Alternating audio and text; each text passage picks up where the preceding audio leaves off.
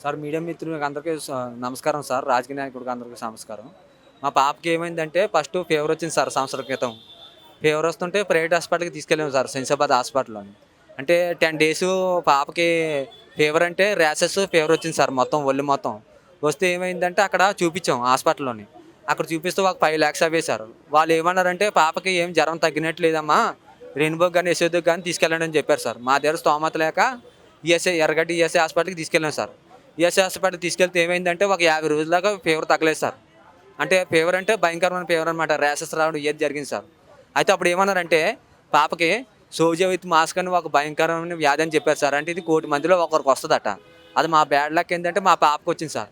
అయితే అప్పుడు ఏమన్నారంటే అది కాకుండా మళ్ళీ ఒకసారి ఫీవర్ తగ్గింది సార్. తగ్గితే ఏందంటే రెయిన్‌బో హాస్పిటల్‌కి వెళ్ళమన్నారు సార్. వెళ్తే ఏమైందంటే రెయిన్‌బోలోని రోడ్ నెంబర్ 10లో శిరీష మేడం గారు ఉంటారు. ఆ మేడం ఏమన్నారంటే "ఏం కాదమ్మా మీకు జెన్‌టీ టెస్ట్ చేపించండి" అని చెప్పారు సార్. జెన్‌టీ టెస్ట్ చేపిస్తే ఏమైందంటే దాంట్లోని బోన్ మ్యారో అని ఉన్నట్టుగా వచ్చింది సార్. అంటే పాపకి ఇమ్యూనిటీ పవర్ లేక పాపకి ఇబ్బంది పడుతుందని చెప్పారు సార్. అంటే దానికి క్యూర్ ఏడిదంటే బోన్ మ్యారో ట్రాన్స్‌ప్లాంటేషన్ చేయించాలని చెప్పారు సార్. అంటే బోన్ మ్యారో ట్రాన్స్‌ప్లాంటేషన్ చేయించడానికి మన యశోద హాస్పిటల్ నుంచి మనకి 22,00,000 అవుద్దని చెప్పారు సార్ పాపకి. 22,00,000 అవుతదన్నారు. అది కాకుండా మనకి ఇది కూడా చేయాలని చెప్పారు. హెచ్ఎల్ఏ చేయించాలట. ఇదేంటంటే మాకు దురదృష్టం ఏంటంటే నాది, మా మిసెస్‌ది ఎవరిదైనా గానీ ఫుల్ మ్యాచ్ కాలేదనమాట. ఈ 22,00,000 కాకుండా ఇది మళ్ళీ అంట బయట నుంచి అంటే 15,00,000 ఎట్టి కొనుక్కోవాలట. అయితే మళ్ళీ ఏమైందంటే ఆ ప్రాబ్లమ్ మనకు దగ్గర డబ్బులు లేక ఆగిపోతే ఏమైందంటే పాపకి ఐవీఐజీ ఇచ్చుకుంటూ పోయారు సార్. అంటే 21 డేస్‌కి ఇచ్చుకుంటూ వస్తున్నారు ఇమ్యూనిటీకి ఇంజెక్షన్. ఇచ్చుకుంటూ వస్తూ ఏమైంది పాపకి 4 మంత్స్ బానే ఉంది. తర్వాత మళ్ళీ ఏమైందంటే మేడం ఏమన్నారంటే "కొద్దిగా తగ్గుతున్నట్టు ఉందిగమ్మా ఒక 40 డేస్ ఇచ్చి చూద్దాం ఆపేసేయి" అన్నారు. 15 డేస్ లేట్ అయింది.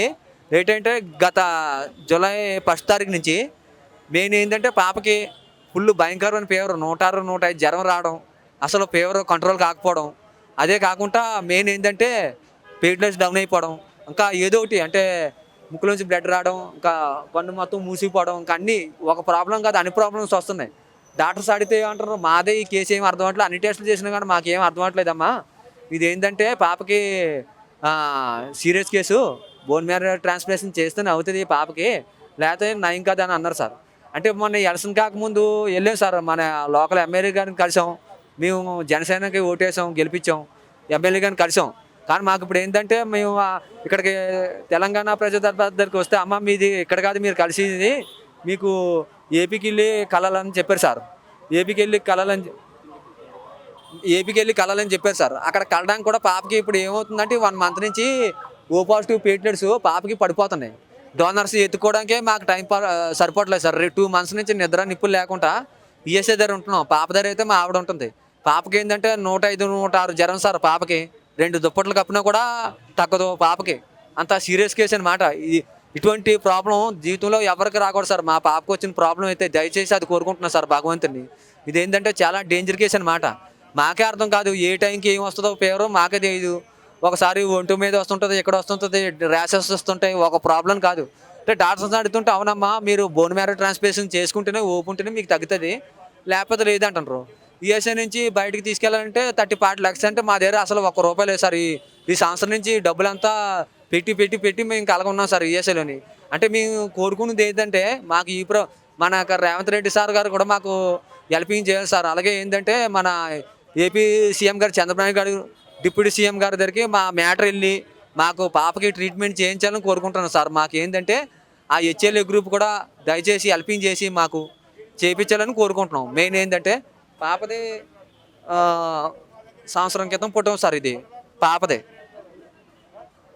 ఇప్పుడు పాపది ప్రెజెంట్ ఫోటో సార్ ఇది. ఇప్పుడున్న ఫోటో అనమాట పాప. చాలా రేర్ కేస్ అనమాట అది. Serious case.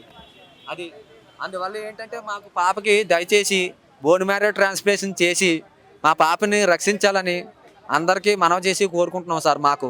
ఈ ప్రభుత్వం, ఆ ప్రభుత్వం పని లేదు మాకు. దయచేసి 5 ఇయర్స్ బేబీ సార్. మేము అదే కోరుకుంటున్నాం సార్. సంవత్సరం నుంచి మేము ఈ బాధ పడలేకపోతున్నాం మాకు. మాకు విముక్తి కావాలి సార్ మాకు డైరెక్టు. పాపకి హెల్పింగ్ చేయాలని కోరుకుంటున్నాం సార్ డైరెక్టు.